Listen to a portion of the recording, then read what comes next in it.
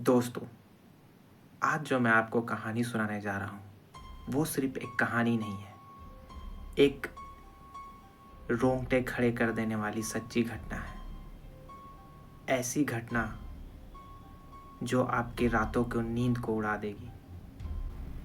यह कहानी 30 अक्टूबर 2016 की है, रामगढ़ शहर की कहानी।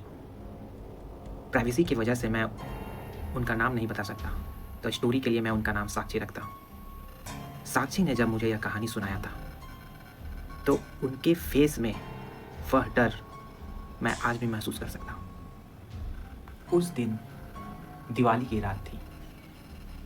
रिया अपने दोस्तों के घर गई हुई थी। सेलिब्रेशन चल रहे थे। ये नॉर्मल है ना, पर उस दिन कुछ नॉर्मल नहीं हुआ था। रिया ने चौराहे पर रखा एक मटका को गलती से लात लगा दिया था, और रिया ने सोचा कि किसी ने देखा नहीं, पर वहां कोई था जिसने यह देख लिया था। उस रात रिया घर आकर चुपचाप सो जाती है। दिवाली के त्यौहार पे अक्सर लोग रातों में पटाखे फोड़ते हैं, पर रिया चुपचाप घर में सोई हुई थी। यह देखकर साक्षी को कुछ अटपटा लगा। रात हो चुकी थी और लगभग 3 बजे के आसपास साक्षी के कानों में एक अजीब सा आवाज, कर कर की आवाज सुनाई देने लगी। साक्षी डर कर उठी। उसने देखा कि रिया अपने दांतों से कर कर की आवाज कर रही है। साक्षी डर गई और उसने रिया को झटका दिया। फिर आवाज शांत हो गई। सुबह होते ही साक्षी ने यह बात अपनी माँ को बताया कि रिया के मुंह से कुछ आवाज आ रही थी, अजीब सी आवाज, कर कर की आवाज।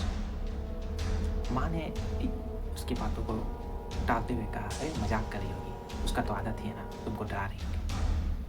पर अगले दिन फिर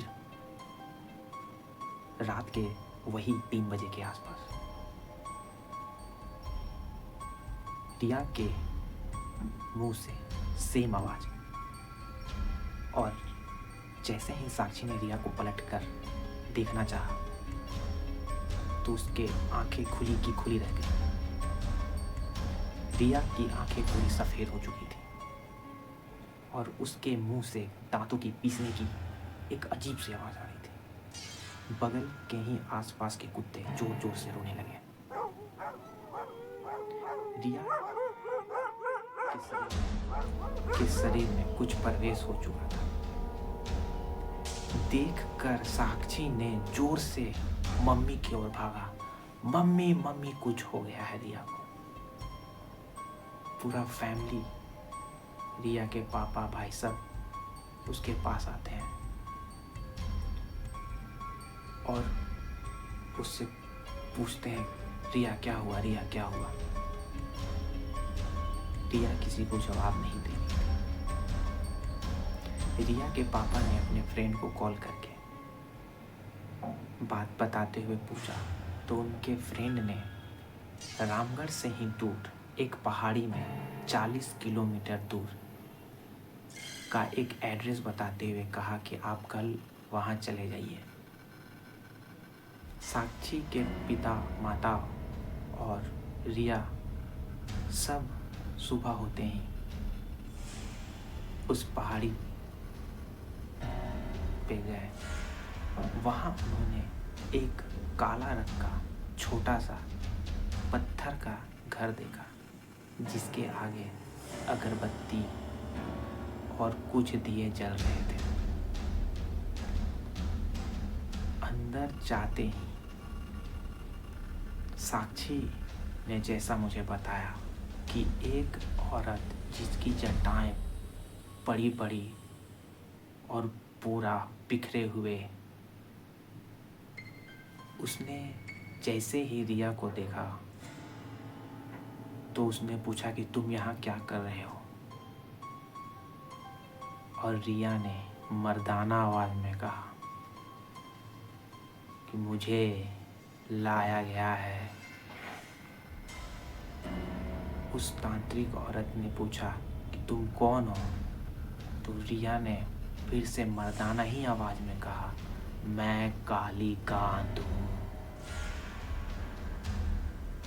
देखकर साक्षी रोने लगी कि उसकी बहन को क्या हो गया।